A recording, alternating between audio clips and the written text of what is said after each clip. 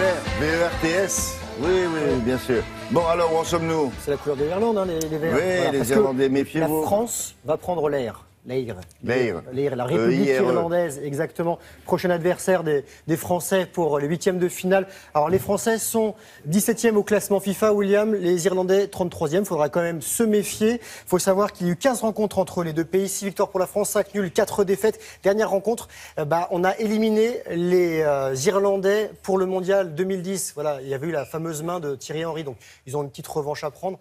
Hier, en tout cas, ils ont battu des Italiens. Ça se passait à Lille. On regarde ce qui s'est passé sur la pelouse lilloise. Des Italiens déjà qualifiés pour les huitièmes de finale. Ils ont encaissé un but dans les dernières minutes. Tête de Robert Brady. L'Italie, première de son groupe, affrontera l'Espagne. Deuxième du groupe E. La Belgique a éliminé la Suède à Nice.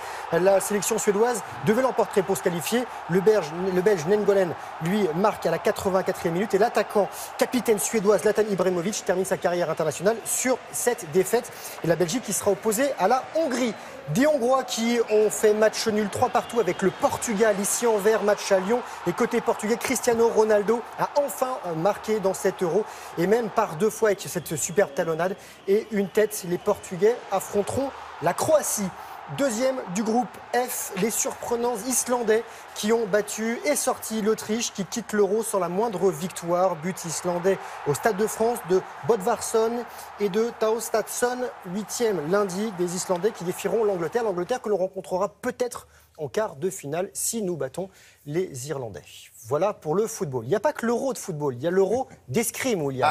Voilà, avec une nouvelle médaille pour le camp tricolore. Je vous présente ce garçon. Il s'appelle Vincent Anstedt. Il est alsacien, il a 33 ans, il décroche l'argent européen au sabre. En finale, hier, il a été battu par l'Allemand Benedikt Wagner. Vincent Anstedt s'offre sa première médaille continentale individuelle. Il sera au JO cet été. Alors, côté technique, William, le sabre est une arme d'estoc, de taille et de contre-taille, c'est-à-dire de pointe, de tranchant et de contre-tranchant. Et vous pouvez toucher toutes les parties qui se situent au-dessus de la ceinture. Voilà, vous savez tout sur l'escrime.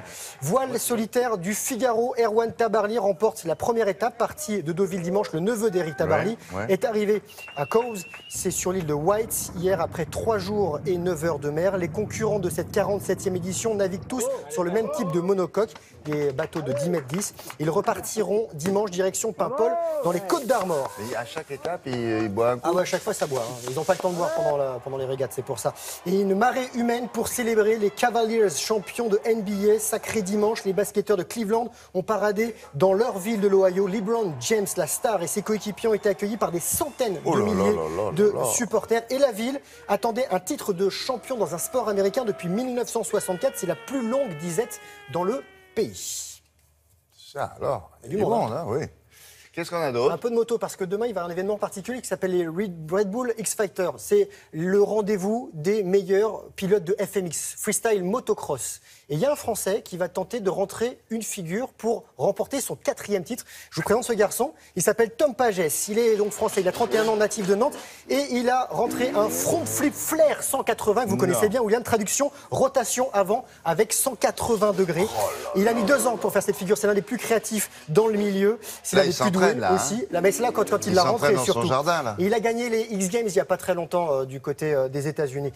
Voilà, on va rester dans les sports extrêmes de roues sans moteur. Cette fois, les Crankworx, c'est l'un des plus grands rendez-vous VTT de la planète. Ça s'est déroulé dans la station des Gers, en Haute-Savoie. Il y a 3 étapes dans le monde, la Nouvelle-Zélande, la France donc, et le Canada. Et ça, c'est du dual speed and style, mélange de slalom et de slopestyle. Vous savez, slopestyle, c'est un parcours avec des figures à réaliser sur des modules. Voilà, donc c'était un excellent événement. Mais éventuellement, vous avez remarqué, là? Que vous voulez que je teste, c'est ça? Non. Ou qu'il y a un super drone qui fait des belles images? C'était une fille contre un garçon. Bah pourquoi pas? Non, je n'ai pas dit que ça me gênait. Vous savez qu'en équitation, c'est mixte. Voilà. Il n'y a pas beaucoup de sports comme ça? Non, il y en a très peu, exactement. Ah bon. Et non, ce serait bien qu'on aille tester ça, parce que j'ai un joli casque. Voilà. Et alors, vous voulez tester ça contre une jeune fille? Oui, mais je vais me faire battre. Parce qu'à la fois, j'ai fait de la boxe contre une fille, en télématin samedi, je me suis fait battre. Bon, voilà. Merci beaucoup. De rien. À tout à l'heure.